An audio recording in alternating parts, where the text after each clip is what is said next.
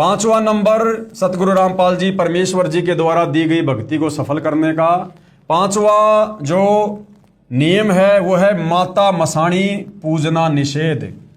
इन देवी देवताओं की पूजा, इन माता मसाणियों की पूजा ये हमने बिल्कुल नहीं करनी है, बंद करनी है।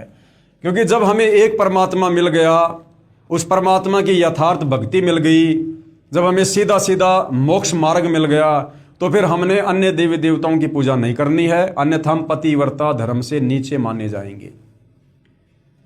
माता मसाणी पूजना निषेध। आपने खेत में बनी मंडी या किसी खेड़े आदि की या किसी अन्य देवता की समाधि नहीं पूजनी है।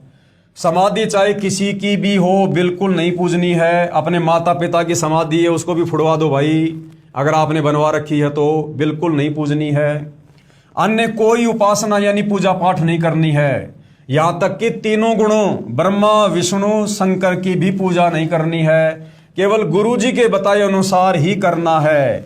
और गुरु जी यानी सतगुरु रामपाल जी तत्वदर्शी संत हमें जो शास्त्र अनुकूल पूजा पाठ बताएंगे, उस पूजा पाठ में इन तीनों देवता ब्रह्मा विष्णु महेश की, दुर्गा जी की, गणेश जी की, इनकी भी यथार्थ भक्ति शामिल है। तो हमने गुरु के बताए अनुसार फॉर्मूले अनुसार ही भक्ति करनी है। अपनी तरफ से मनमुखी होकर हमने इन देवी देवताओं को नहीं पूजना है, केवल गुरु जी के बताए अनुसार ही करना है। जैसे कोई व्यक्ति रोगी है, डॉक्टर के पास जाता है और डॉक्टर उसको चेक करता है और उसके रोग के अनुसार फिर उसे दवा लिख कर दे देता है, उसे दवा देता है।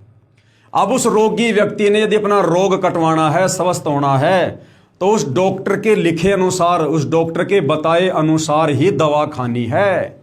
यदि वो मनमुखी रूप से मेडिकल स्टोर पर जाकर कोई भी दवा लेकर खाने लग गया तो मरेगा। डॉक्टर की दवा भी वो मनमुखी दवाई खाने से रिएक्शन करेगी।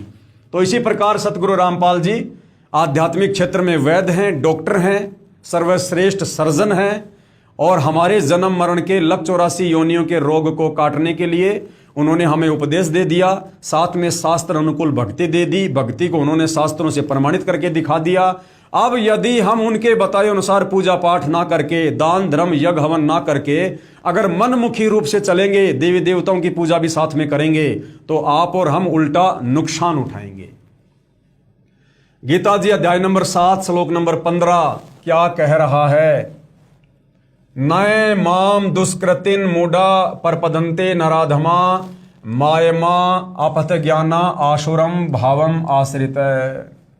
इसका हमने पहले भी जिक्र किया था, एक बार फिर से ध्यान से सुन लीजिएगा। गीता ज्ञान देने वाला ये ब्रह्मा विष्णु महेश का पिता, दुर्गा का पति, काल जिसको ब्रह्म भी कहते हैं, ज्योति निरंजन भी कहते हैं, क्षर पुरुष भी कहते हैं, जो 21 ब्रह्मांड का स्वामी है, ये क्या कह रहा है गीता अध्याय 7 श्लोक नंबर 15 में कि माया के द्वारा जिनका ज्ञान हरा जा चुका है। माया यानी रजगुण ब्रह्मा, सतगुण विष्णु, तमोगुण शंकर, यानी ब्रह्मा विष्णु महेश की भक्ति करने के चलते जिनका ज्ञान हरा जा चुका है, जो दुर्बुद्धि को प्राप्त हो चुके हैं, ऐसे आसुर स्वभाव को धारण किए हुए मनुनीच दूषित कर्म करने वाले मूर्ख मुझको भी नहीं बसते। अर्थात वे तीनों गुणों रजगुण ब्रह्मा, सतगुण विष्णु, तमगुण शिव की साधना ही करते हैं। और क्या कहा है आगे परमात्मा जी ने? कबीर माई मसाणी सेठ शीतला और भैरव भूत हनुमंत। भाई परमात्मा उनसे दूर हैं जो इनको पूजनते। तत्वदर्शी संत से नाम उपदेश लेने के बाद यदि आप परमपिता परमेश्वर की भक्ति कर रहे हैं और साथ में यदि आपने किसी भी प्रकार की माई मसाणी सेठ शीतला भैरव भूत हनुमान की भक्ति की, तो परमात्मा आपसे कोसों दूर हो जाएगा। अर्थात आपका जो कनेक्शन है वो सतगुरु से कट जाएगा।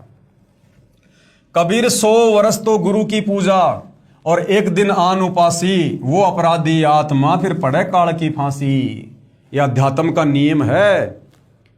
यानी किसी व्यक्ति ने 100 साल तो वो व्यक्ति की, 100 साल वो साधना की जो साधना तत्वदर्शी संत यानी सतगुरु रामपाल जी ने वर्तमान में आपको बताई। आप इस भक्ति को उनके बताए अनुसार 100 साल कर लीजिएगा।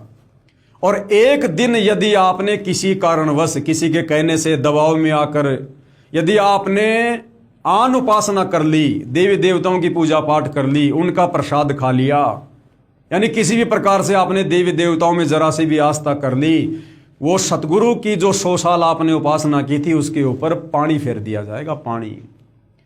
100 वर्ष तो गुरु की सेवा और एक दिन आन उपासी, वो अपराधी आत्मा पड़े काल की फांसी। गुरु को तजे भजे जो आना, और ता पशुओं को फोकट ज्ञाना। क्या कहते हैं परमात्मा? अपने गुरु जी के द्वारा बताई गई भक्ति साधना को छोड़कर यदि आपने किसी और की पूजा पाठ की या किसी और के बताए अनुसार पूजा पाठ की, तो कहते हैं वो भगत तो जानवर के समान है, वो तो पशु के समान है, उसको तो 2 कौड़ी का भी ज्ञान नहीं हुआ।